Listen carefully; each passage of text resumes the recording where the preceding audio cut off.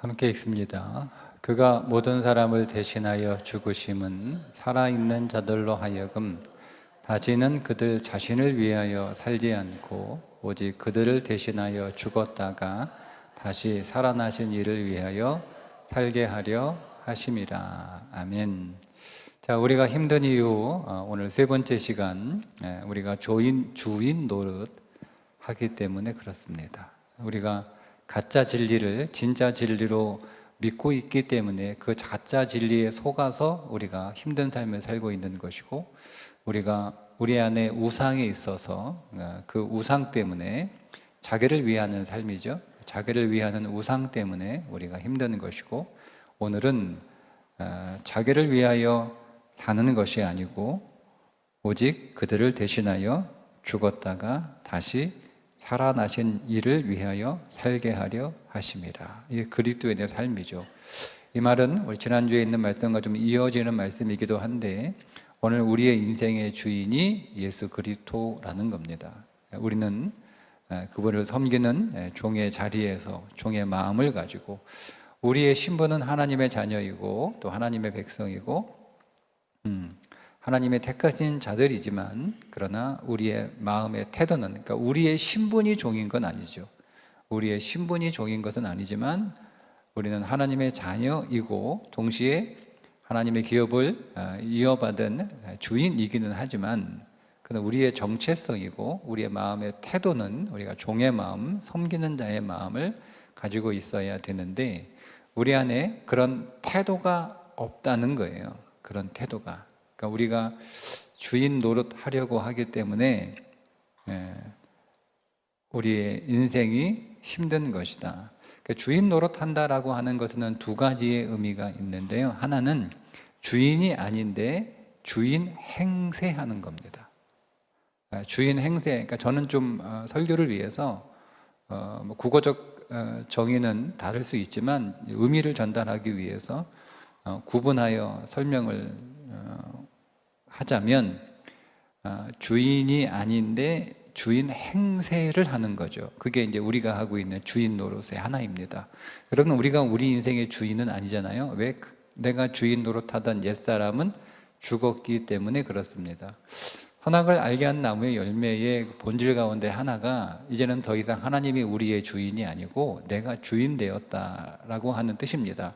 뭔가를 결정하는 것은 주인이 할 수 있는 거예요. 여러분, 누가 내 인생에 와서 여러분들에게 이래라 저래라 하면 여러분 기분 나쁘잖아요. 왜? 내 인생의 주인은 난데 왜 나에게 남이 이래라 저래라 하냐는 거예요. 그래서 기분 나쁜 거 아닙니까? 그러니까 뭔가를 결정한다라고 하는 것은 그 인생에서 내가 주인이라는 뜻입니다. 우리가 부모들이 자녀들을 향해서 이래라 저래라 결정하는 건 역시 부모들 마음 안에 그 자녀들의 인생의 주인은 부모라는 거예요. 물론 우리의 자녀들이 아직 무엇인가를 결정할 수 있는 준비가 되지 않아서 그들의 인생의 주인임에도 불구하고 그들이 아직 주인으로서 결정할 수 있는 실력이 되지 못하기 때문에 부모가 그 결정을 대신 해주는 것은 맞아요. 그런데 어느 시점이 되면 그것을 그만둬야 되거든요. 그러니까 어릴 때부터 자녀들에게 부모가 좋은 방향으로 안내를 해주는 일을 하지만, 결정을 해서 답을 주는 것과 그들이 잘 결정하도록 안내를 해주는 건 달라요. 답을 주는 것과 이건 거죠. 아이들 데리고 이제 옷을 하나 사려고 이제 가서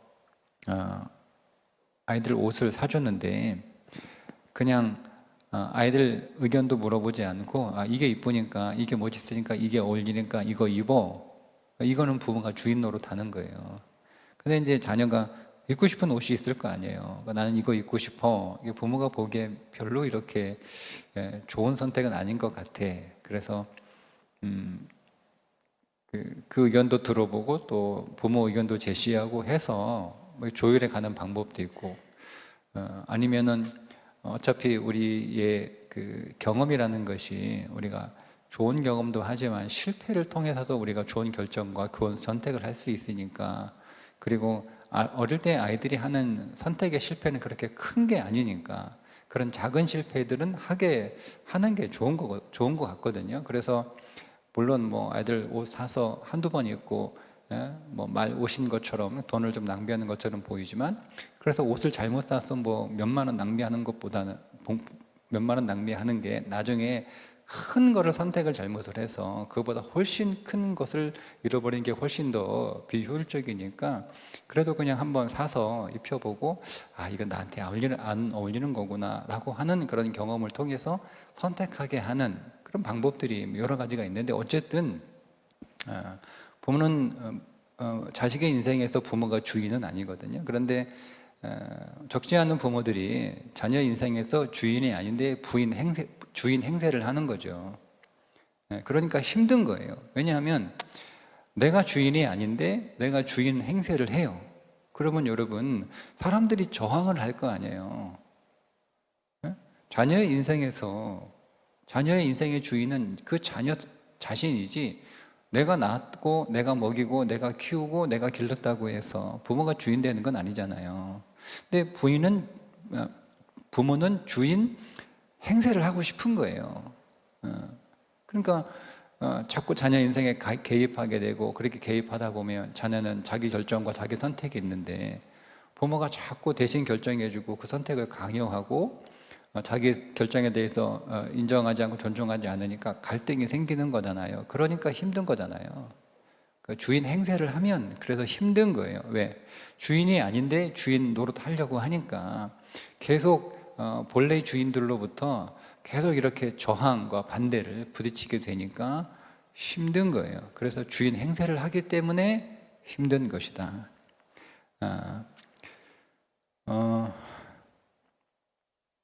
주인 행세의 특징은 뭐냐면요, 섬김이 없어요.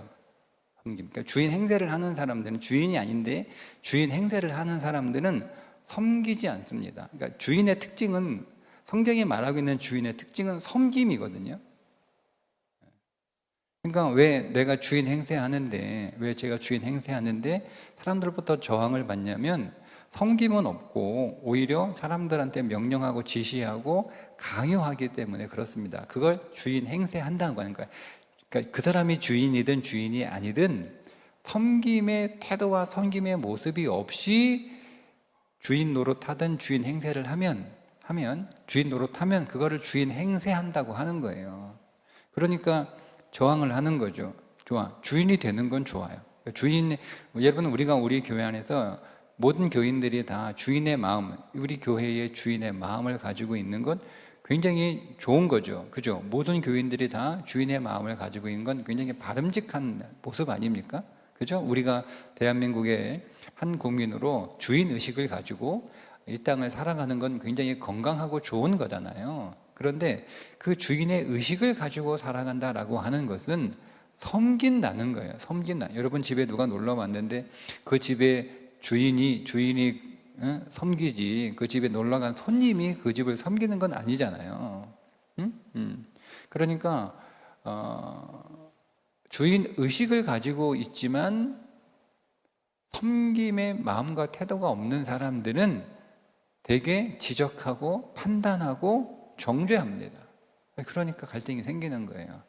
그러니까 주인 의식을 가지고 있다라고 하는 것은 모든 문제가 내 것으로 보이는 거죠. 우리 교회 교인들이 주인 의식을 가지고 있으면, 그게 올바른 주인 의식을 가지고 있으면 그 모든 보이는 문제들이 내 문제로 내가 감당해야 될 역할로 보여지는 거예요. 그게 진짜 주인이에요. 그런데 주인 의식이 없이 주인 행세를 하는 사람들은 모든 보이는 문제들이 뭐죠? 지적거리가 되는 거예요. 이거 왜 이렇게 됐어? 이거 왜 이렇게 안 했어? 이게 왜 이렇게 문제야? 사람들은 왜 이렇게 안 해? 이렇게 하는 거죠. 그러니까 그 사람은 주인 의식이 없이 주인 행세를 할 뿐이에요. 그러니까 힘든 거예요. 본인도 힘들죠. 누가 그거를 들어줘야지 재밌는데 아무도 안 들어주잖아요. 주인 행세하는데 그 주인이라고 이렇게 지켜 세워주고 인정해주고 그렇게 해야 신이 나는 건데, 아니 주인 의식 없이 주인 행세하는데 사람들이 기분 나쁘잖아요. 그러니까 그 말 들어주지도 않고 오히려 저항하고 반응도 없고, 그러니까 힘든 거죠. 그렇게 주인 의식 없이 주인 행세하는 사람들을 보는 다른 사람들도 힘들고, 그 자신에게 호응해주지 않는 않으니까 그 본인도 힘들고 그래서 힘든 거예요. 두 번째, 주인 의식을 가지고 있고 진짜 주인의 마음으로 잘 섬기는 사람, 이거를 이제 주인 노릇한다라고 또 다른 면인데, 근데 여러분 그거는 왜 힘드냐면, 여러분 내에게 주인 의식이 없이 주인 행세하지는 않아요. 그래서 뭐 그냥 뭐 지적하고 판단하고 정죄하고 불평하고 뭐 그런 건 없어요. 그냥 내가 내 안에 주인 의식이기 때문에 어떤 문제가 보이면 그거 내가 어떻게 감당할까? 그거 어떻게 내가 헌신할까? 그거 어떻게 내가 섬길까? 뭐 이런 고민들을 먼저 해요. 근데 그게 왜 힘드냐면, 그 마음은 굉장히 중요하고 소중한 마음인데, 그런 일이 왜 힘든 이유는 내가 책임을 지려고 하기 때문에 힘든 거예요. 책임을 지려고 하니까. 그러니까 책임감 때문에 힘이 든 거죠. 그러니까 오늘 제가 여러분하고 주로 이제 나누고 싶은 말씀이 뭐냐면, 바로 모든 것들을 주인의 마인드, 주인의 의식을 가지고 주인 노릇을, 그러니까 단순히 부리고 하는 그런 의미의 주인 노릇이 아니고, 그것을 주인 의식을 가지고 내 일처럼 내가 마땅히 해야 되는 나의 사명처럼 내게 주어진 내 몫으로 여기는 그 부분을 얘기하는 거예요. 그러니까 그런 굉장히 좋은 거잖아요, 여러분. 주인 의식을 가지고 교회나 가정이나 우리가 직장에서 보여지는 모든 문제를 저거 내가 해야지, 저거 누구한테 시킬까, 누가 안 하나, 이렇게 생각하는 게 아니라 저거 내가 해야지, 내 몫이구나, 내 눈에 보였으니까 내가 해야 될, 내가 감당할 몫이구나, 이렇게 생각하는 게 나쁜 건 아니잖아요. 굉장히 성숙한 인격 아닙니까? 그 성숙한 인격을 가지고 있는 그 삶이 왜 힘들까? 그거 힘들잖아요. 왜 힘들까? 그 힘든 이유가 뭐냐면, 내가 책임을 져야 한다라고 하는 과도한 책임의식이 우리 안에 있기 때문에 힘든 거예요. 힘든 거예요. 그러니까 우리가 그 부분을 좀 오늘 내려놨으면 좋겠어요.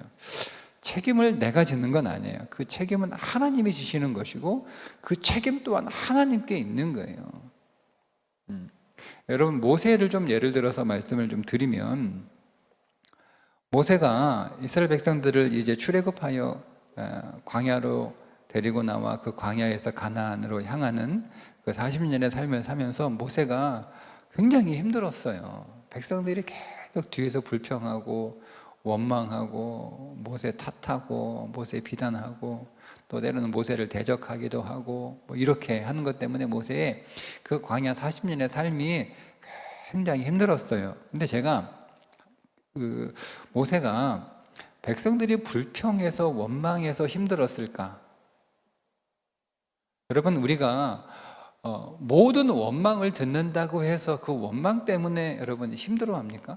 우리가 막 모든 불평하는 소리를 듣는다고 해서 그 불평하는 소리 때문에 여러분 힘이 드나요?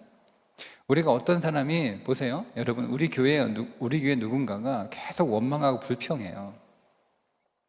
근데 그거를 저만 듣는 게 아니에요. 다른 사람도, 여러분도 듣단 말이에요. 그죠? 누군가가 원망하고 불평하는데 그게 제 귀에도 들리지만, 그러나 여러분의 귀에 들리잖아요. 그러면 여러분도 누군가의 불평하는 소리를 듣고 누군가 원망하는 소리를 들어요. 그리고 제게도 누군가가 원망하고 불평하는 소리가 제 귀에 들려요. 자, 그러면 똑같이 원망하고 불평하는 소리가 귀에 들리는데, 그것을 들었다고 해서 똑같이 힘드냐? 여러분이 저만큼 힘드니까?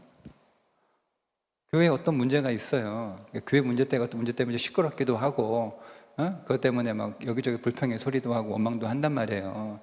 그러면 그게 우리 교회의 문제인데 그런 소리가 있다고 해서, 그런 모습이 있다고 해서 다 똑같이 힘드냐? 그런 원망의 소리, 불평의 소리가 계속 교회에 있고 교회에 문제가 있지만 하나도 불편하지 않는 사람이 있단 말이에요. 하나도 안 불편해요. 원망 하나보다 불평 하나보다 그렇게 생각하는 거예요. 그냥 누군가 지금 되게 불만이 많나 보네, 참 불평 많네, 원망 많네, 뭐 이렇게. 왜 원망하지? 그냥 뭐 이렇게 하면 되지. 그거 있어도 그냥 뭐 말하고 살아, 뭐 이렇게 해서 그냥 그렇게 그것 때문에 막 괴롭거나 힘들지 않아요. 근데 목사의 귀에는 그게 굉장히 힘들어요. 왜 그러겠어요? 제가 책임져야 되기 때문에 그렇습니다. 여러분, 제가 다른 교회에 제가 이렇게 갈 일이 있잖아요. 다른 교회 가면 그 다른 교회 교인들 만나잖아요. 주방에 하다 보면 여러분, 제가 다른 교회 교인들 만나면 다른 교회 교인들 가운데 예를 들자면, 다른 교회 교인이 와가지고 저한테 뭐 밥을 먹다가 차를 마시다가 뭐 지방에 일을 하다가 뭐 이렇게 만나서 얘기하는 일이 있을 거 아니에요. 예를 들어 그 가운데 어느 한 다른 교회 교인이 저한테 와서 자기 교회 불평을 막 얘기를 해요. 그럼 제가 그 교회의 교인이, 우리 교회도 아니고 다른 교회 교인이 와가지고 저한테 와서 자기 교회 불평이나 원망이나 불만스러운 것들을 막 계속 이렇게 얘기하면 듣기는 싫을 텐데, 내가 그거 들었다 힘이 들까요? 힘 안 들어요. 왜요? 내 책임은 아니잖아요. 남의 교회 일인데 그 내가 힘들 게 뭐 있어? 그 교회가 이런 문제가 있나 보다 라고 나오면 참 굉장히 부정적인 사람이네, 뭐 이렇게 생각하고, 그 뭐 듣기 좋은 소리도 뭐 한두 번인데 그 듣기 싫은 소리 계속하면 뭐 듣기 싫으면 이 정도지. 뭔가 교인이 막 그 교회 불평하고 원망하고 막 불만을 해가지고 막 하다 내가 그것 때문에 막 잠도 못 자고 이거 어떻게 하지 저거 어떻게 하지, 내가 그렇게 합니까? 안 하죠. 그런 일은 없어요. 그냥 듣는 게 그냥 뭐 좋은 소리 듣는 게 낫지, 뭐 싫은 소리 나쁜 소리 듣는 게 그 뭐 좋겠어요. 그 정도지. 그걸 제가 뭐 그런 이야기를, 다른 교회의 어떤 문제나 어려움을 제가 들었다 그것 때문에 제가 뭐 잠 못 자고 그러진 않아요. 왜요? 제 책임이 아니기 때문에 그렇습니다. 내가 책임질 이유가 없잖아요. 그러니까 내가 책임질 게 아니기 때문에 뭐 아무리 원망을 하고 아무리 불평을 해도 그게 저를 힘들게 하지 않아요. 근데 문제는 뭐냐, 이게 우리 교회면 내가 책임을 져야 한다라는 생각을 가지고 있기 때문에 성도들의 불평과 불만의 문제는 다 내가 책임져야 되고 내가 해결해야 될 문제이고, 내가 해결하지 못하면 내 문제가 되는 거예요. 내 부족이고 내 연약함이고 내 모자람이고, 그죠? 내 실수이고 내 실패이고. 그러니까 힘든 거예요. 그러니까 모세가 이스라엘 백성들을 40년 동안 그들을 광야에서 지도할 때 모세가 힘들었던 이유는 그들이 불평하고 원망 계속, 그러니까 여러분 한 40년 불평하는, 그렇잖아요. 여러분 우리가 계속 불평하는 사람이 있으면 그냥 처음에는 그게 힘든데요, 나중에는 원래 이게 그 사람의 캐릭터야. 이게 원래 그 사람의 인생이고 이게 원래 그 사람의 정체성이라고 딱 규정해버리면 상관없어요. 그때는 뭐 그러려니 하는 거예요. 그러려니 그냥 원래 그냥 습관이야. 이게 그 사람의 습관이야. 그 사람이 정말 뭐 교회에 뭐 심각한 어떤 문제를 인식하고 뭐 교회를 정말 염려를 해가지고 위기 의식을 가지고 그렇게 뭐 불평하고 불만하고 뭐 염려하는 게 아니고, 원래 이 사람은 좋은 소리를 안 하는 사람이야. 뭐든지 부정적으로 보는 사람이라고 딱 이렇게 인식이 되고 정리가 되면 한번 그렇게 해봐야 뭐 그렇게 힘들지 않아요. 원래 그런 사람이니까. 그렇지 않나요? 원래 그런 사람은 그렇게 얘기하는 거잖아요. 그러니까 좀 덜 한다. 물론 뭐 전혀 가볍지는 않지만 그래도 덜 한단 말이에요. 그럼 모세가 40년 동안 원래 똑같은 사람들 불평하는 거예요. 늘 어제 불평한 사람이 오늘 불평하고 오늘 불평하면 내일도 불평할 거란 말이에요. 그러니까 이거를 1년 2년 겪은 게 아니고 계속 겪어요. 그러면 모세도요. 원래 그래. 그 원래 인간이 그래. 저게 저 사람이 성품이야. 뭐 기질이 그런 걸 어떻게 뭐 그렇게 태어났는데 뭐 어떻게 할 수 있어. 근데 이게 모세가 이렇게 할 만도 한데 그렇게 지금 모세가 못 하고 있거든요. 그 모세는 계속 똑같은 일이 반복이 돼요.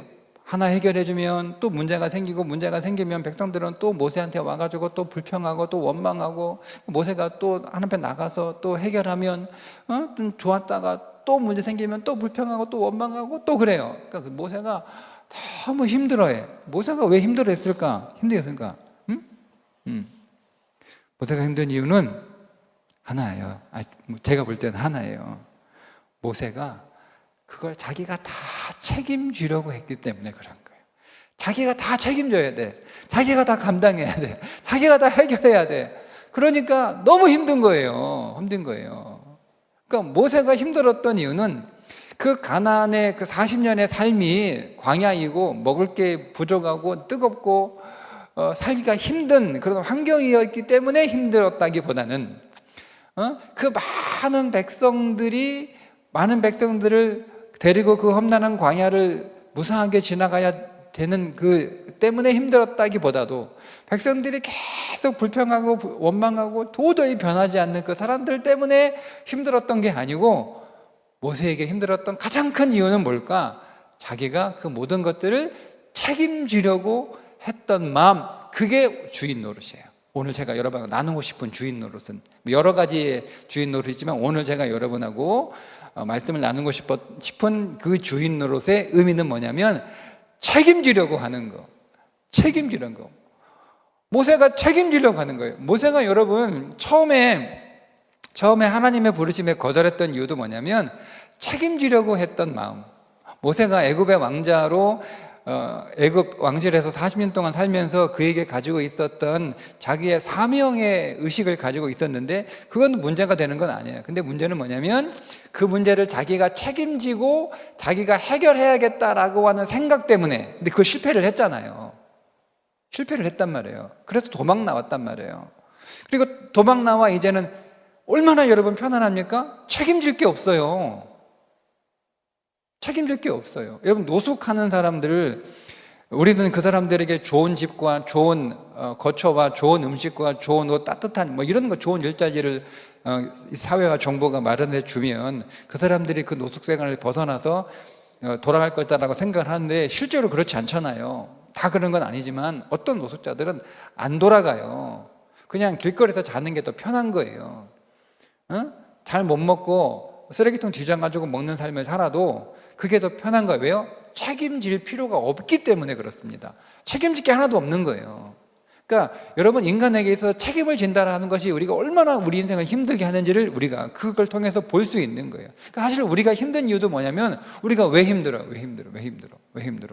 예? 목회가 왜 힘들까? 저는요, 지금은 조금 이렇게 마음이 바뀌었는데, 제가 초창기 이렇게 목회할 때 힘들었던 이유 가운데 하나가 가족이에요.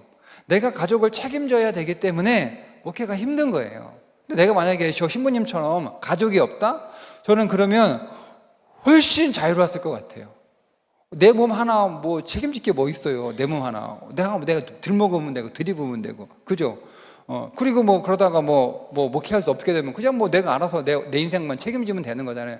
근데 내가 아내를 책임져야 되고 두 아들을 책임져야 되는 거예요. 어쨌든 그러니까 이게 힘든 거죠. 내가 잘못하고 내가 문제가 되면 책임져야 될 이 사람들을 책임을 못 지니까 그게 힘든 거예요. 내가 목회가 힘들고 어렵고 못하는 것만큼 그만큼 비례적으로 가족에 대한 책임감 때문에 힘든 거예요.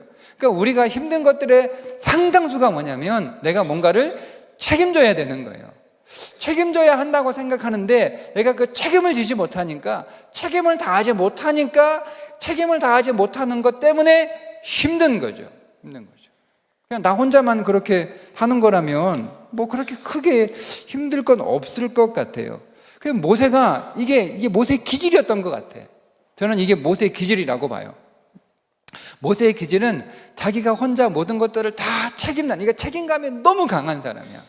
그러니까 처음 책임지려고 했던 애굽 왕실에서의 그 삶이 실패를 했기 때문에 지금 자유롭게 살아가고 있단 말이에요. 물론 그 실패에 대한 패배감이 있긴 하지만 이제는 책임질 게 없어요. 그냥 자기에게 주어진 양만 책임지면. 그러니까 양 치는 건 그렇게 힘들지 않잖아요. 뭐 양이야 하다 보면 죽을 수도 있고 병들 수도 있고, 그런데 훨씬 더 좋은 결과가 있으니까.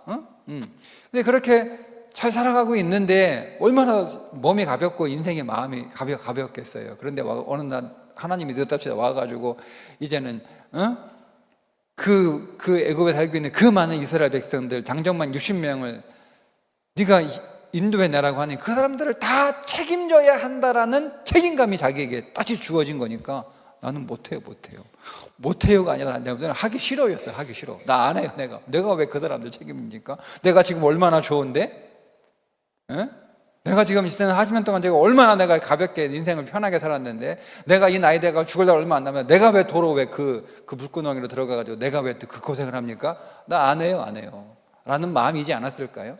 못하고 두렵고 어려워서가 아니라, 잘할 수 없어서가 아니라, 저는 또 한면으로 책임감을 이미 다 벗어가지고 자유롭게 훨훨 살아가고 있는데 또 그 책임감을 지라고 하니까 누가 좋겠어요? 안 하고 싶지.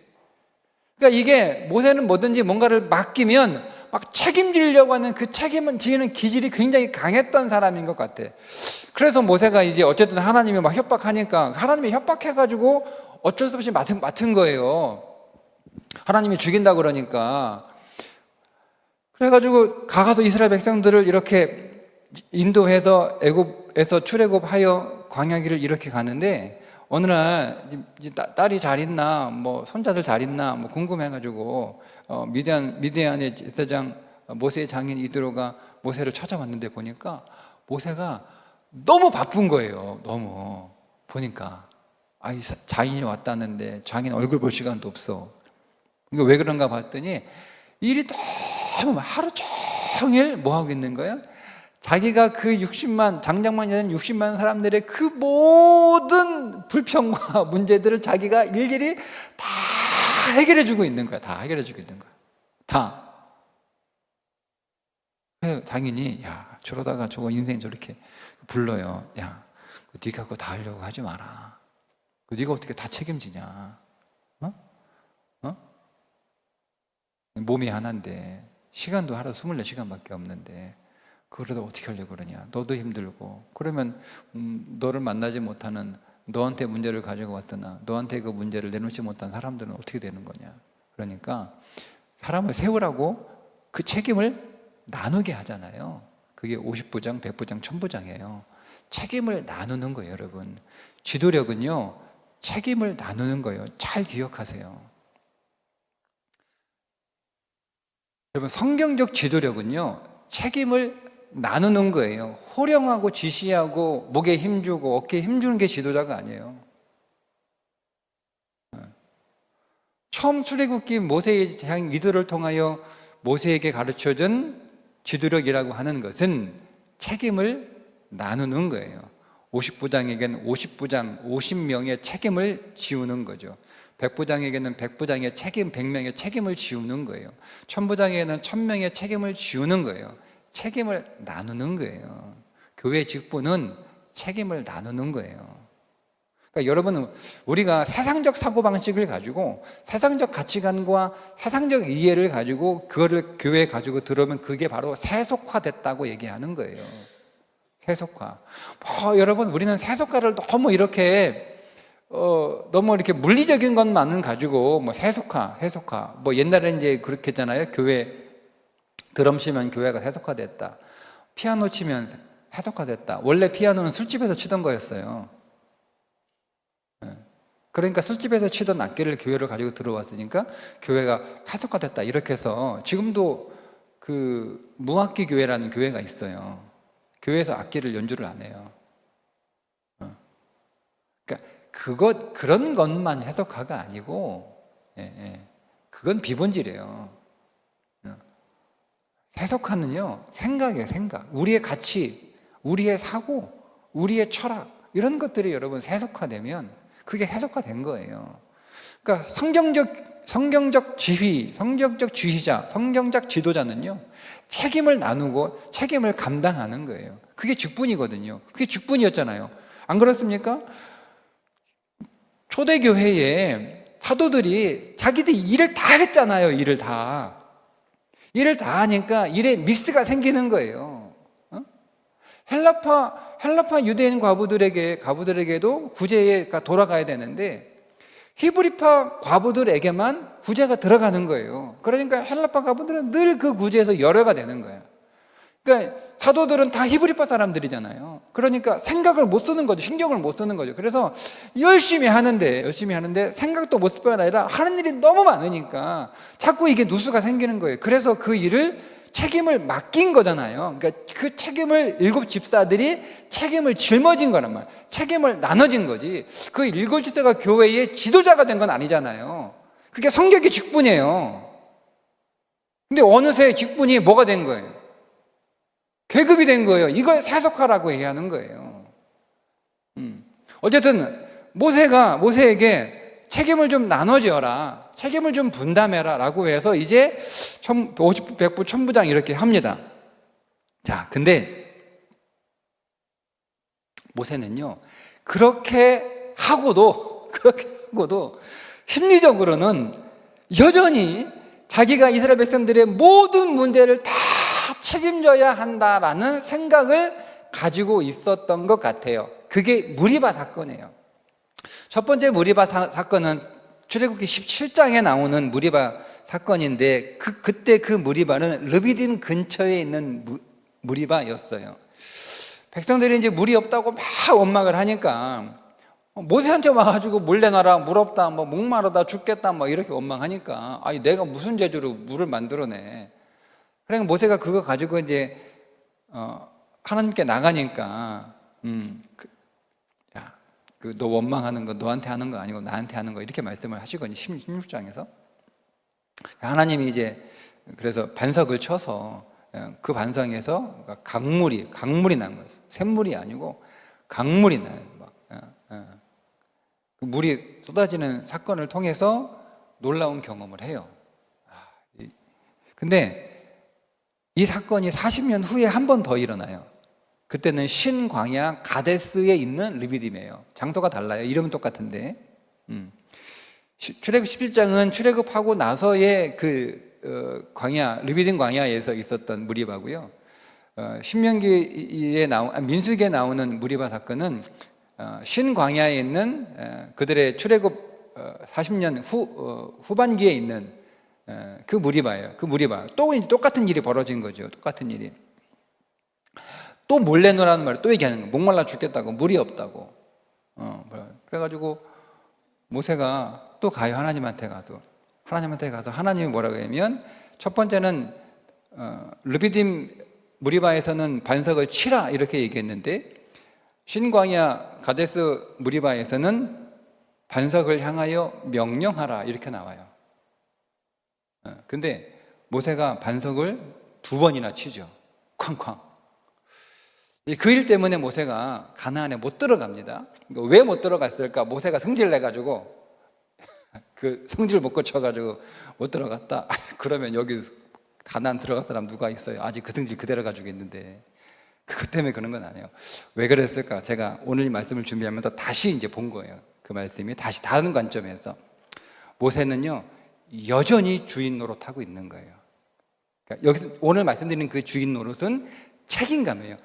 내가 한번 출애굽 17장에서 물을 내줄 책임은 하나님께 있다는 걸 보여준 거잖아요. 그 사건은 여러분 하나님이 반석을 쪼개가지고 그 반석에서 물이 나오는 기적이 기적의 핵심이 아니에요. 그 길은 그런 기적은 똑같이 일어나지 않잖아요. 예를 들자면 그죠? 우리가 성경에서 어떤 기적에 초점을 맞추면 그 기적은 다시 반복되지 않아요. 대부분의 물론 5병이거나 7병이거나 다시 똑같은 기적이 반복되긴 했지만 대부분의 모든 기적들은요 반복되지 않아요. 그러니까 성경에 안진병이가 일어나 눈먼 자가 눈을 떠 죽은 자가 살아나 여러분 이것을 우리가 기적이라는 것에 초점을 맞추면 그 기적은 오늘 우리에게 다시 일어나야 되는 건데 그 기적은 우리에게 다시 일어나지 않고 반복되지 않잖아요. 그러니까 기적이라는 어떤 현상이 모든 기적의 본질은 아니다. 무리바 사건에 바위를 쳐서 그 바위가 쪼개져 거기서 물이 나오는 그 기적은 물이 나오는 것이 본질이 아니고 그 기적의 본질은 물을 만들어내는 건 모세의 책임이 아니라 하나님의 책임이라는 거예요. 그게 본질이에요. 그러니까 하나님은 책임지시네. 물을 만들어내는 걸 나한테 요구했는데 그 요구에 대해서 내가 응답할 책임이 나한테 있는 게 아니고 그게 무슨 내 책임이야. 나는 알았어. 백성들은 모세밖에 말할 사람이 없으니까 모세한테 얘기를 하는 거예요. 이게 백성들의 수준이죠. 그러니까 성도들이 목사한테 와가지고 불만하는 거는 이 성도의 수준은 목사한테 밖에 얘기할 사람이 없는 거지. 그렇게 이해하면 마음 편합니다. 왜 나한테 와서 왜 이렇게 불평불만이 많아? 이렇게. 그렇게 생각하면 다소 힘들어요. 근데 이 성도는 아직 수준이 하나님한테 가서 얘기할 수준은 아니구나. 그러니까 이 사람은 그냥 목사밖에 얘기할 사람이 없는 그 인생의 문제와 불평과 원망을 목사한테 밖에 할 사람이 없는 수준이구나 라고 생각하면 되는 거예요. 그러니까 모세가 이제 그렇게 알아들은 거죠. 아니 그렇게 알아들었으면 되는데 그렇게 못 알아들은 거야. 그러니까 자기한테 여전히 한다고 생각. 그러니까 두 번째 신광야 르비딤에서 백성이 똑같은 문제를 가지고 났을 때 모세가요 아직도 나한테 그 소리 하냐, 아직도 나한테. 그러니까 이거를 계속 자기한테 하는 소리도 듣고 자기가 책임져야 될 일로 여긴 거예요. 그래서 열받은 거예요. 그래서 자기가 책임져야 되는데 내가 어떻게 책임지냐, 내가 책임을 지는데 왜 자꾸 나한테 와서 책임지라고 하냐라고 얘기하는 그 마음 안에는 여전히 자기가 책임져야 된다라고 하는 마음을 가지고 있었고, 백성들의 그 소리가 모세 자신에게 책임지라는 소리로 듣고 있었던 거예요. 만약 모세가 이 백성들이 나한테 말한다고 해서 나보고 책임지라는 소리가 아니고 이 백성들의 수준이 나한테밖에 어디 가서 얘기할 사람이 없는 수준에 불과하니까, 그 정도로 영적으로 유하니까 하나님한테 얘기하면 되는 거잖아요. 그 정도로 성장했으면 되는 거예요. 근데 아직 이 백성들은 성장을 안 한 거죠. 40년 동안 목회했는데 성장을 안 한 거예요. 40년 동안 목사가 목회해도 성도는 성장하지 않을 수 있다. 얼마나 마음이 편해요, 제가? 네? 만약에 40년 뒤에 이 백성들이 모세한테 와서 얘기를 안 하고 직접 하나님한테 가서 하나님, 40년 전에 그 르비딤에서 그 물 그때 없을 때 우리가 막 모세한테 막 원망불평했는데 모세가 하나님께 기도했더니 반석이 쭉 뽀개져가지고 물이 확 나오는 거 우리가 경험했는데 모세한테 가서 얘기할 필요 없고 하나님한테 가서 얘기하면 되는군요 라고 해서 모세 패스하고 하나님한테 얘기하는 일이 벌어졌으면 저는 심각한 거야. 모세는 목회를 잘했는데 나는 왜 못할까? 근데 모세가 40년 목회했는데 40년 저보다 많이 했거든요. 저는 그보다 아주 적게 했어요. 저는 끝까지 해도 40년 못한 거니까. 근데 40년 목회했는데 모세라는 뛰어난 지도자가 40년을 목회했는데 백성은 똑같이 모세한테 와서 모세밖에 할 얘기가 없어. 얼마나 위로가 됩니까, 저? 네? 네? 마음이 갑자기 편해졌어요. 하나님이 책임지는 거잖아요. 네. 근데 그러면 되는 건데 모세가 그걸 똑같이 자기에게 책임지라고 하는 소리를 여전히 듣고 있는 거예요. 분명히 그런 40년의 경험이 있었음에도 불구하고. 그래가지고 아직까지 나한테 책임지라고 그러냐, 왜 아직까지 나한테 해결하라고 그러냐. 너무 힘든 거예요. 그 피로가 40년 동안 쌓인 거예요. 이미 40년 전에 르비딤 무리바에서 끝난 거거든요. 하나님이 야 네가 책임져? 내가 책임지는 거야 라고 보여주셨잖아요.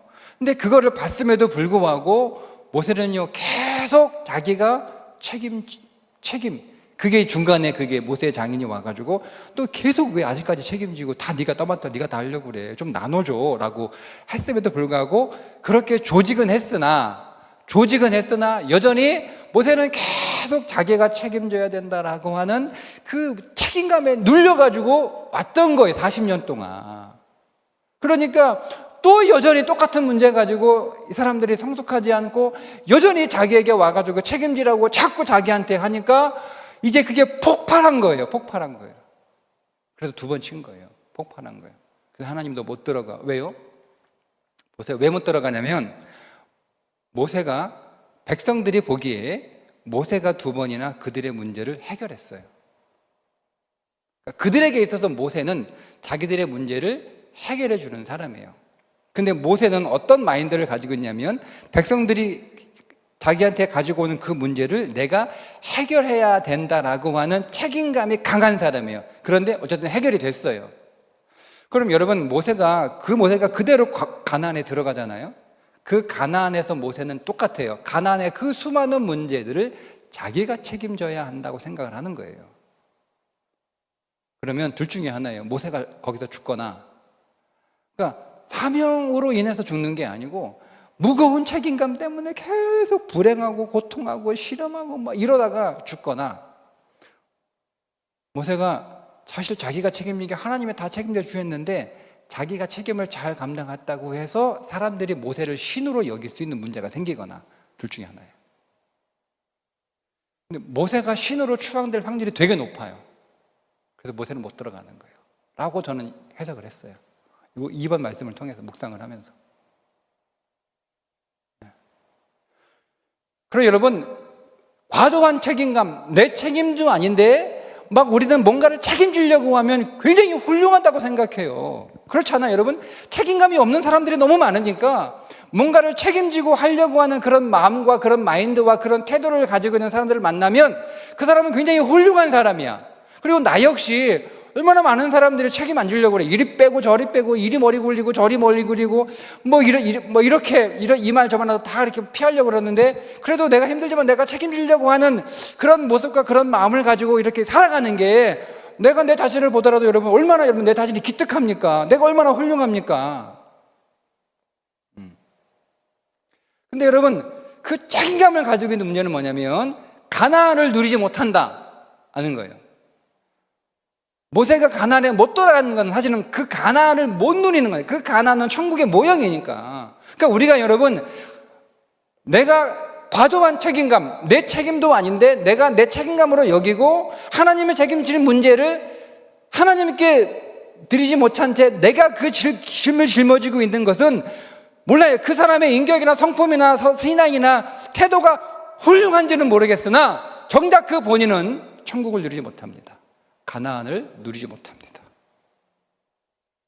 왜 성도들이 여러분 계속 이렇게 열심히 하고 탈진할까요?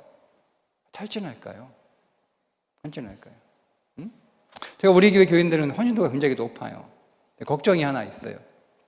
이렇게 높은 헌신도로 교회를 섬기는 성도들이 만약 이것이 성경적이지 않은 믿음의 영적인 생명 안에서 누리는 헌신이 아니고 그 사람의 성품과 체면과 그 사람의 성향, 왜 그런 성향이 있잖아요. 책임감이 강한 성향의 사람, 성실한 사람 있잖아요. 인격 자체가. 만약에 그런 것 때문에 오늘 그렇게 열심히 헌신하고 있다면 언젠가는 번아웃 되거든요. 언젠가는.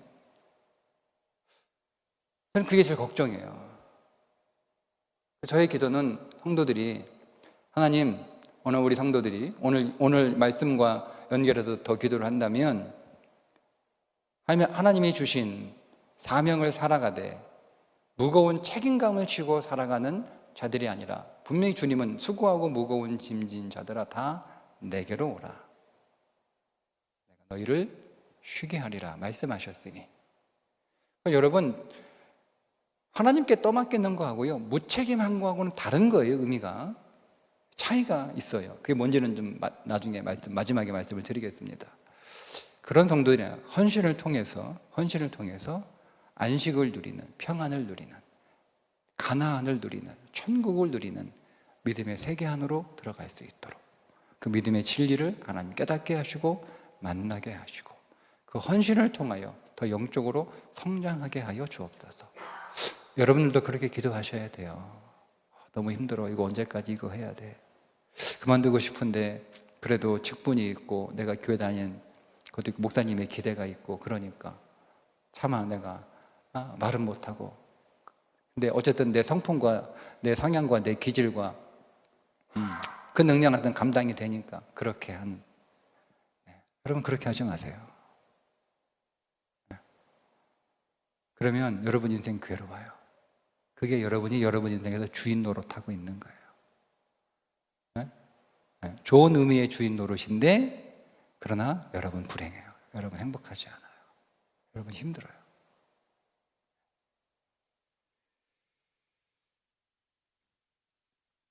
그래서 내려와야 됩니다. 내려와야 됩니다. 어떻게 해야 되느냐? 제가 처음에 주인 행세하지 마라 말씀드렸죠? 그 나쁜 의미의 주인 노릇이에요. 나쁜 의미의 주인 노릇은 주인 행세하는 거예요. 섬김이 없는. 그때는 우리는 여러분 낮은 자리로 내려와서 섬기는 주인이 돼야 됩니다. 섬기는 주인. 주인 의식을 가지고 우리 교회 주인 의식을 가지고 우리 교회 주인 의식을 가지고 그러니까 이게 우리가 가지고 있는 일반적인 사고방식이에요. 일반적인 사고방식.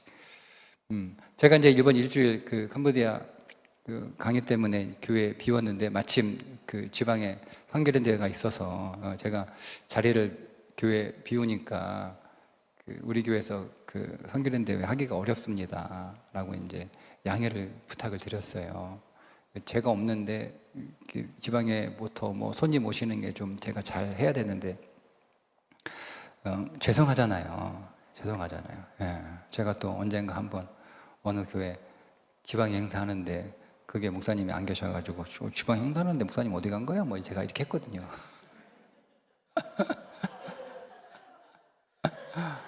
그게 이제 나한테 또 그 일 나한테 벌어진 거잖아요. 그래가지고 나 못한다고 그랬어요. 못한다고. 근데 이제 근데 우리 교회도 할 수밖에 없는 상황이 된 거예요. 그러면 내가 없는 거 양해를 좀 해주세요. 제가 부탁을 드려서 제가 없는 거 양해해 주시고 죄송하지만 제가 좀 뭐 불가피하게 그 캄보디아 신학교 강의가 더 먼저 일정이 잡혔기 때문에 그걸 취소할 수 없어서 내가 비우더라도 죄송합니다. 양해를 구하고 이제 제가 없었잖아요. 대신 이제 장로님들이 저를 짜가지고 이제 시간마다 오셔서 다 교회를 섬겨 주셨어요. 자, 그런대로 주방의 사람들이 이번 주에 이렇게 얘기했대. 아이고 왜 이렇게 교회 주인이 없어? 이런 거예요. 제가 없다는 거예요. 그러니까 역할은 다 하고 있거든요. 우리 교회 교인이 다 주인이잖아요. 그죠? 우리 권사님들 그거 사실 우리 권사님 와서 예배 드리고 있어서 은혜 받게 되는데 보니까 은혜 받지 못하고 중간에 막 내려가서 음식 이거 하고 계시더라고요. 제가 다 봤어요. 거기 가가지고 CCTV로 다 봤어요.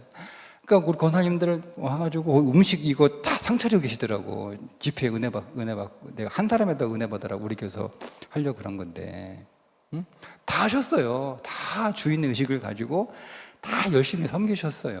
그러니까 지방에 일을 한다는 게 이게 보통 번거로운 일이 아니야. 보통은 아니야.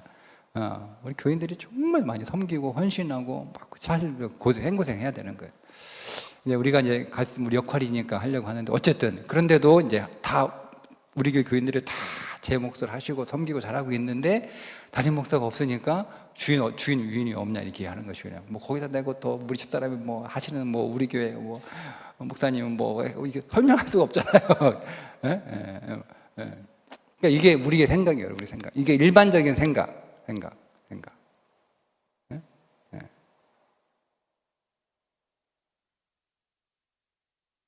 성도들이 다 교회에 주인 의식을 가지고 있어야 되는 거예요. 목사가 주인이 아니고. 근데 그 주인 의식을 가지고 있는 사람은 그게 진짜 주인 의식은 섬기는 거죠.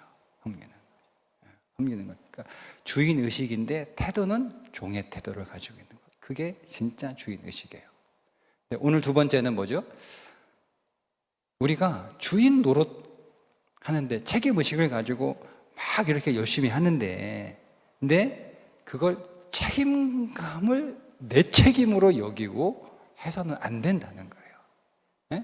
우리가 주인 행세하는 것도 내려놔야 되지만 이걸 내가 다 책임져야 된다라고 하는 그 과도한 책임감도 내려놓으셔야 되는 겁니다. 그거 놓으셔야 되는 거예요. 근데 그거를 어떻게 내려놔요? 그게 주님이 가르쳐 주셨죠. 그게 기도하는 거예요. 주인 행세하는 사람하고 주인 노릇하는 사람하고 어떻게 설명해야 되나? 무책임하게 다 하나님 앞에 책임을 떠맡기는 거하고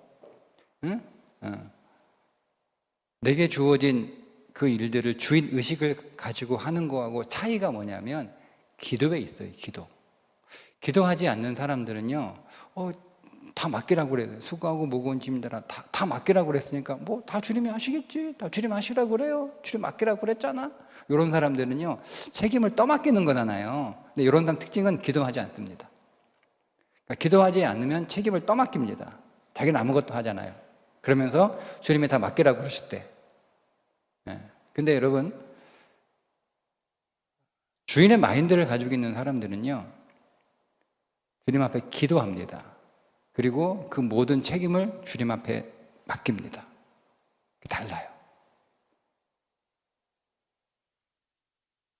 책임감을 주님한테 다 맡기고 주님이 책임지시는 거죠. 주님이 하셔야겠습니다. 주님이 이루시는 겁니다. 주님이 행하여 주옵소서. 주님이 역사하여 주옵소서. 저는 할 수 없습니다. 이거 어차피 주님 나라를 위한 것이니 주님이 책임져야 되는 주님의 목 아닙니까? 그죠? 이게 주인의식인 사람. 그리고 나서 주님이 그 기도자에게 할 일을 보여주세요. 할 일을. 그러니까 그 일은 주인 되신 주님이 종인 나에게 역할을 지시하시는 거예요. 그리고 그거를 내가 하는 거죠. 책임 누가 지는 거예요? 하나님이시죠. 하나님이시죠.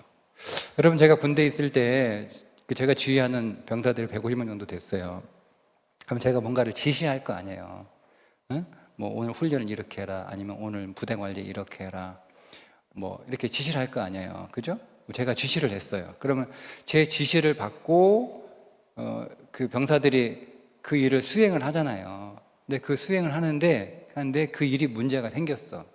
그러면 와가지고 제 그 상급장인 와가지고 대대장인데 이거 누가 이렇게 일하라고 그랬어? 이거 왜 이렇게 일했어? 라고 물어보면 병사들이 뭐라고 얘기해요? 예, 전포대장님이 이렇게 하라고 시켰어요 라고 하지. 병사들이 죄송합니다, 제가 책임지겠다 이렇게 하는 병사 한 놈도 없어요. 다 내가 시켰다고 그러지. 책임은 누가? 책임은 지시한 사람이 책임지는 거예요. 지시한 사람이. 그죠? 하나님이 오늘 우리에게 그분의 나라를 위한 그분의 일을 우리에게 지시하셨잖아요. 그죠? 일하라고 지시하신 거예요. 우리는 그 일만 하면 되는 거예요. 책임은 누가 지는 거예요? 하나님이 지시는 거예요. 그게 믿음이에요. 그러니까 우리는 하나님이 우리에게 지시한 것을 네가 일도 하고 책임도 네가 져라 라고 생각하니까 힘든 거예요. 자식도 네가 키우고 책임도 네가 져라 라고 하니까 자녀 양육이 힘든 거예요. 교회 사역도 하라고 나한테 맡기고 그 사역의 책임도 네가 지라고 하신 것처럼 우리가 여기니까 그 사역은 책임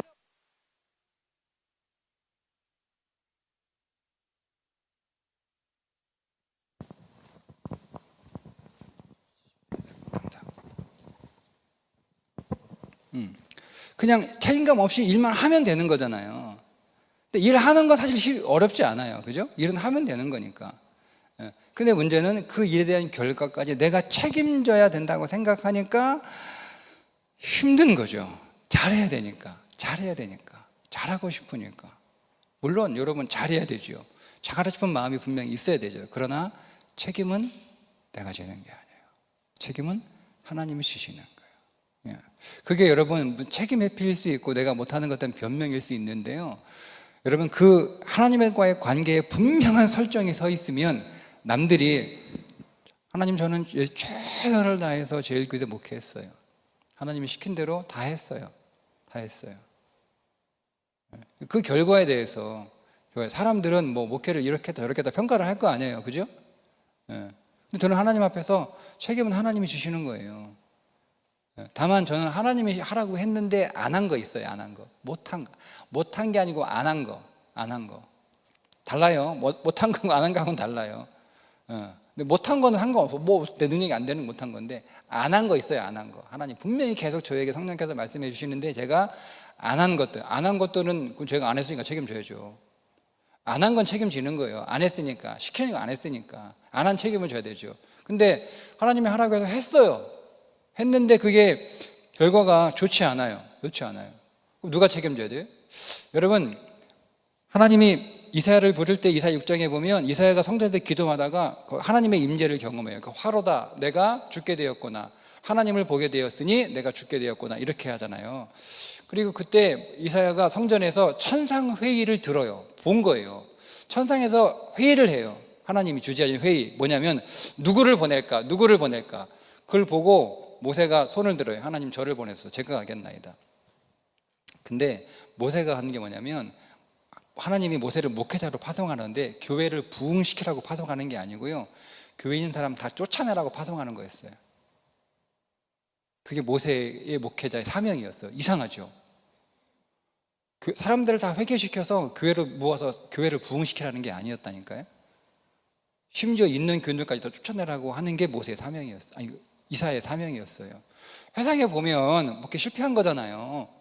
교회 더 부흥시켜야 되는데 사람들도 많아져야 되는데 세상은 그렇게 평가할 수 있단 말이에요. 그 모세는 책임은 하나님이 지는 거예요. 자기가 안 하는 것만 하나님한테 꾸중을 듣는 거지, 내가 하나님 말씀에 순종하여 그 일을 했으면 책임은 내 책임 아님, 하나님 책임. 우리가 이 선이 분명하면은요, 사람들이 뭐라고 하든 상관없어요. 사람들이 뭐라고 하든. 예. 책임은 하나님이 주시는 거예요. 예. 하나님이 주시잖아요, 책임. 내가 다 쫓아보냈어, 내가 다 쫓아보낸 거야. 내가 다 못 오게 한 거야. 내가 다 회개 못하게 한 거야. 하나님이 다 책임지시잖아요. 하나님이 다 그들을 다 하나님의 방법으로 하나님의 손안에서 그들을 다시 바벨론에 보내셔서 그들을 깨끗하게 하고 다시 데리고 오시잖아요. 그러니까 책임은 하나님이 지시는 거예요. 이 선이 여러분 분명해야 되는 거예요. 우리가 믿음 안에서 하나님이 책임지시고 우리는 그분이 맡기신 일만 성실하게 믿음 안에서 하면 되는 거예요. 안 하는 게 문제지. 못할 수는 있어요. 해도 그거는 뭐 할 수 없는 거고, 내 능력이 거기에 빠진데 하나님 능력을 거기까지만 줬는데 뭐 어떻게 할 거예요? 그만큼만 하면 돼요. 여러분, 하나님 주신 능력만큼만 하면 돼요. 이걸 찾아가는 게 사실 쉽지는 물론 않아요. 쉬운 영성은 아니에요. 그러나 여러분, 책임은 우리한테 없어요. 하나님이 책임지세요. 그분에게 기도하세요. 기도하게 시도하세요. 마태복음 11장 28절에 수고하고 무거운 짐진 자들아 다 내게로 오라. 내가 너희를 쉬게 하리라. 나는 마음이 온유하고 겸손하니 나의 멍에를 메고 내게 배우라 할 때, 나의 멍에가 뭘까? 나의 멍에가 뭘까? 이게 잘 몰랐어요. 그래서 그 전에 설교도 몇 번 하긴 했는데, 설교하면서 그렇게 제 마음에 쏙 이렇게 마음에 들지는 않았어요. 오늘 다시 읽었어요. 그 말씀이 떠올라서. 그 멍에는 어떤 멍에일까? 이는 내 멍에는 쉽고 내 짐은 가벼움이라. 왜 주님의 멍에는 가벼울까요? 왜 가벼울까요? 책임감이 빠진 멍에이기 때문에 가벼운 거더라고요. 그래서 가벼운 거예요. 책임은 누가 지니까? 주님이 지니까. 그동안 내 멍에는 어떤 멍에였어요? 똑같은 사역을 하잖아요. 여러분, 내가 이 일을 맡긴다고 해도 제가 당장 사표 쓰고 목회 안 하는 건 아니잖아요. 하나님 제 목회를 맡깁니다. 내가 이 목회를 하는 거잖아요.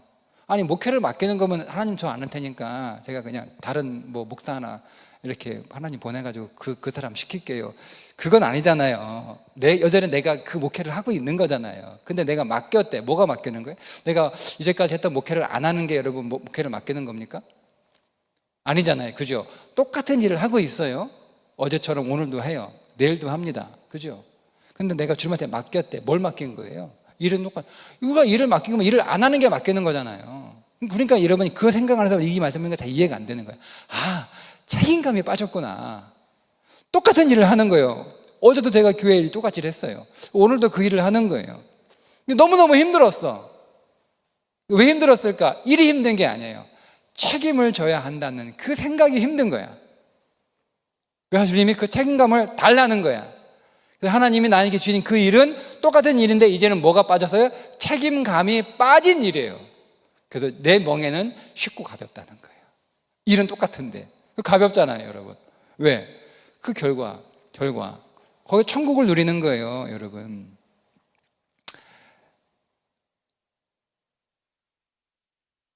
제가 두 아들을 이렇게 키울 때 그 자식을 키우면서 자식 키우는 보람이나 기쁨이나 즐거움은 그렇게 크지 않잖아요, 부모들이. 그죠?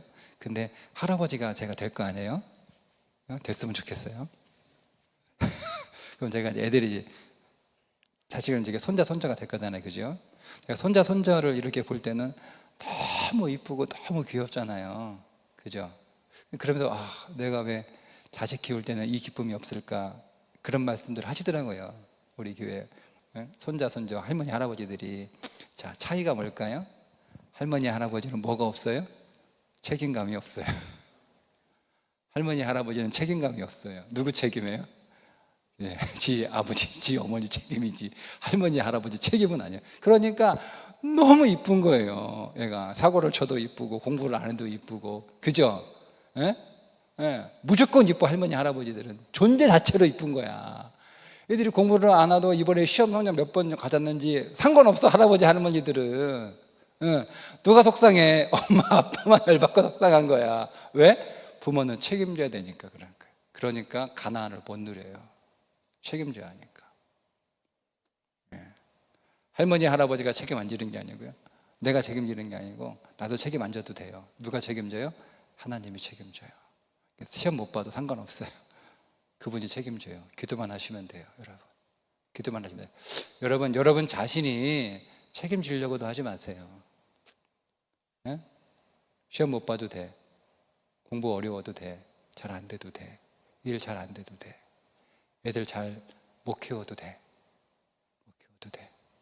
잘 키우면 여러분 내가 하나님 의지하겠어요? 내가 잘난 줄 알고 교만해가지고 그렇게 다니겠지? 걱정하지 마세요. 하나님이 책임지세요. 책임지라고 맡긴 거 아니에요.